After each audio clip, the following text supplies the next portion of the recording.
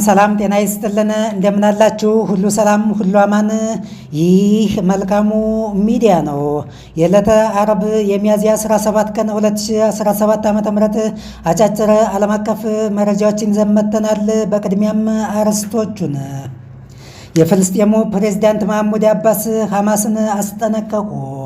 26 ያክል ሰዎች የሞቱበት የካሽሚር ጥቃት በህንድና በፓኪስታን መካከል አዲስ ግጭትን ስጋትን ቀስቅሷል። አልሻባብ በሶማሊያ ሞቃዲሾ አካባቢ ቁልፍ ስትራቴጂካዊ ከተማን ከተቆጣጠረ በኋላ የሶማሊያ መንግስት አደጋ ተደቅኖበታል። አብራችሁን ስትቆዩ እነዚህን አጫጭር መረጃዎች በሰፊው ትንታኔያችን እናሰማችኋለን። አብረን እንዝለቅ። የፍልስጤሙ ፕሬዝዳንት መሐሙድ አባስ ሐማስን በስድብ አጥረገረጉት። በርካታ ንጹሐን እንደ ተስያት ቅጠል እየተቀጠፉበት ያለውን የጋዛ ጦርነት እርግፍ አድርጎ እንዲተውና በእጁ ያሉ እስራኤላውያን ታጋቾችን በሙሉ እንዲለቅ ይሄ የውሻ ልጅ በማለት ከእርሳቸው የማይጠበቅ ጸያፍ ስድብ ተሳድበዋል። የፍልስጤም አስተዳደር ፕሬዝዳንት መሐሙድ አባስ በተያዘው የዌስት ባንክ ስብሰባ ላይ ሐማስ እስራኤል በጋዛ የምትፈጽመውን ጥቃት እንድትቀጥል ሰበብ ምክንያት ሆኗል ብለዋል። በመሐሙድ አባስ የሚመራውና በፋታ ንቅናቄ የሚዘወረው ፒኤ ሐማስ በ2007 ጋዛን በመቆጣጠር የህግ አውጪ ምክር ቤት ምርጫን ካሸነፈ በኋላ የዌስት ባንክን አካባቢ ሲያስተዳድር መቆየቱ ይታወቃል።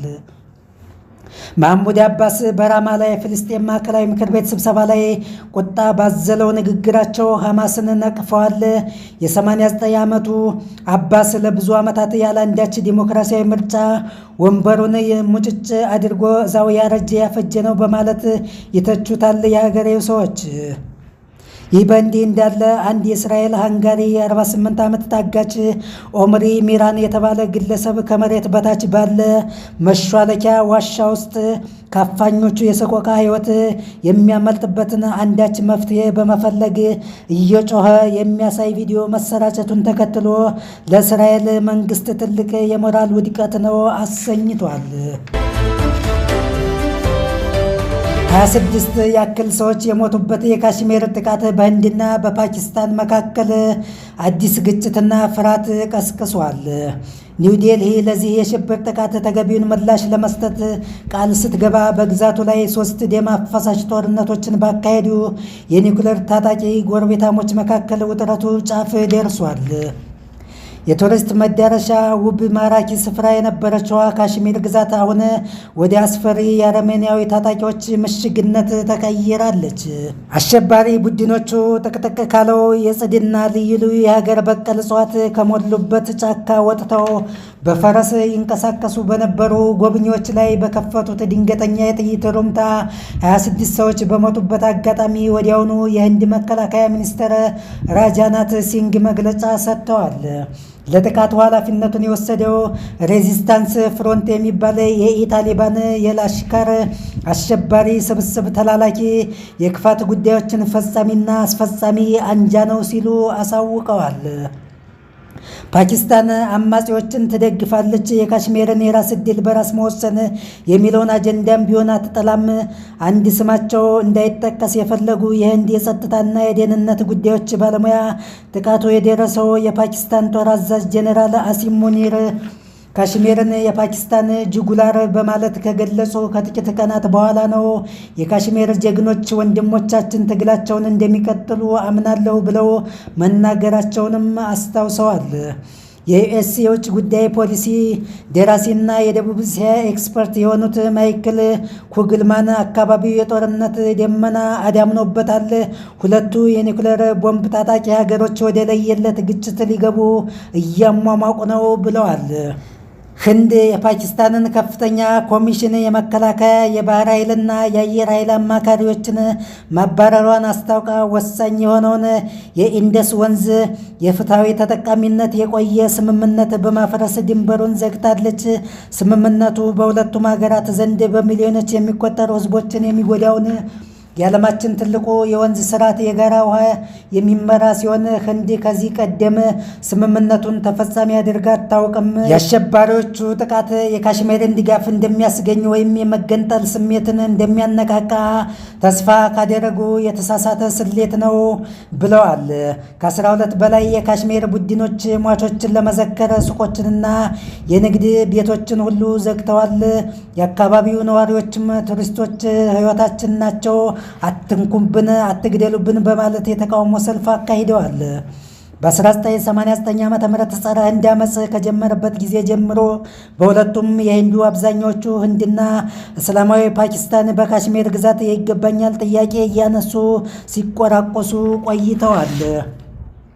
በብዙ ሺህ የሚቆጠሩ ሰዎች ተገድለዋል። በ2019 በተደረገ አወዛጋቢ እርምጃ የናሬንድራ ሞዲ መንግስት የጃሙና ካሽሜርን ግዛት ከፊል ራስ ገዝ ህገ መንግስታዊ አቋም በመሻር ለሁለት በፌዴራል መንግስቱ የሚተዳደሩ ግዛቶች የሚል የውሳኔ ሀሳብ አሳለፈ። በ2024 የካሽሜርን ሸለቆ የጎበኙ ቱሪስቶች 3.5 ሚሊዮን ናቸው። ይህም ትልቅ ቁጥር ነው ተብሎለታል።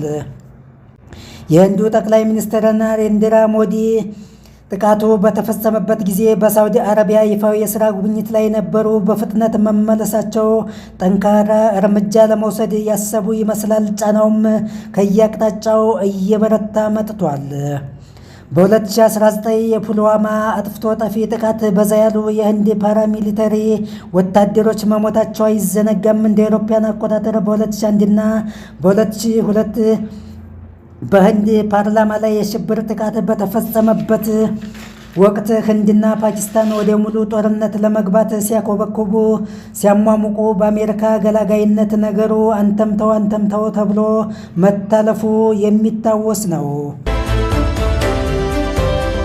የሶማሊያው ፕሬዝዳንት ሐሰን ሼክ መሐመድ በቅርቡ ስትራቴጂካዊ በሆነችው አዳን ያባል ከተማ የአልሻባብ ኃይሎች መግባታቸውን ተከትሎ አጠቃላይ የጸጥታና ደህንነት ሁኔታው አደጋ ላይ ወድቋል ብለዋል።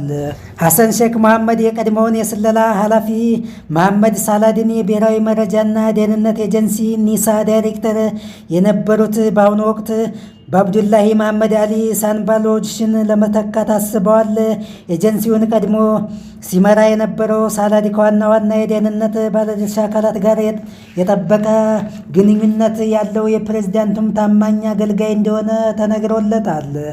ፕሬዝዳንቱ በተጨማሪም የቀድሞ የምድር ጦር አዛዥ መሐመድ ታሊል ቢሂን እንደገና በመሾም በአንጻሩ በርካታ ከፍተኛና መካከለኛ ወታደራዊ መኮንኖችን ያሰናብታሉ ተብሏል።